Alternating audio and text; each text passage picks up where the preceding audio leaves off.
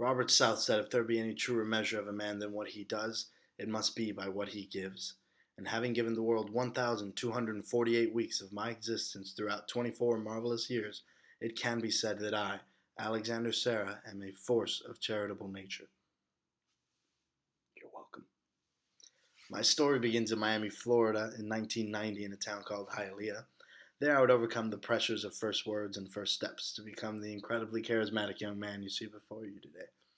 A product of Cuban parents, it's no wonder that my youth was once spent playing baseball and eating enough black beans to put me on an FBI watch list.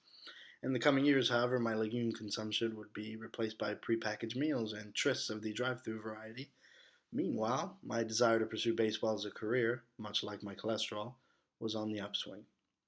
And I would continue to play the sport until my early teens when I realized that Major League Baseball had no place for a man 5 foot 5 inches tall with about as much horsepower as a shopping cart.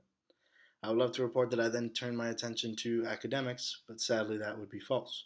Instead, I focused my attention on lost relics from my childhood, like Crash Bandicoot and Zelda. But from these dark days of technological debauchery came some good. I did happen to pick up the guitar. Music from that point on would go on to play a huge role in who I would become because I did drop out of high school and start a band with three of my closest friends.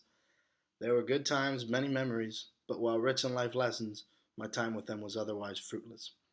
After roughly 5 years of odd jobs and even starting two companies, I decided to move off to Gainesville to pursue an education. I'm currently enrolled in Santa Fe College with the intent of moving to the UF as a biochemistry major. Right now, I should be getting there in the fall of 2015, and which I'm very excited for because it would mean I go from being a high school dropout to attending a university, which would mean a lot to me and to my family. After medical school, I'm hoping to find work at the Arnold Palmer Children's Hospital in Orlando and accrue enough experience to open up my own practice someday. But before all that, I do need to get through my current coursework, which includes this public speaking class.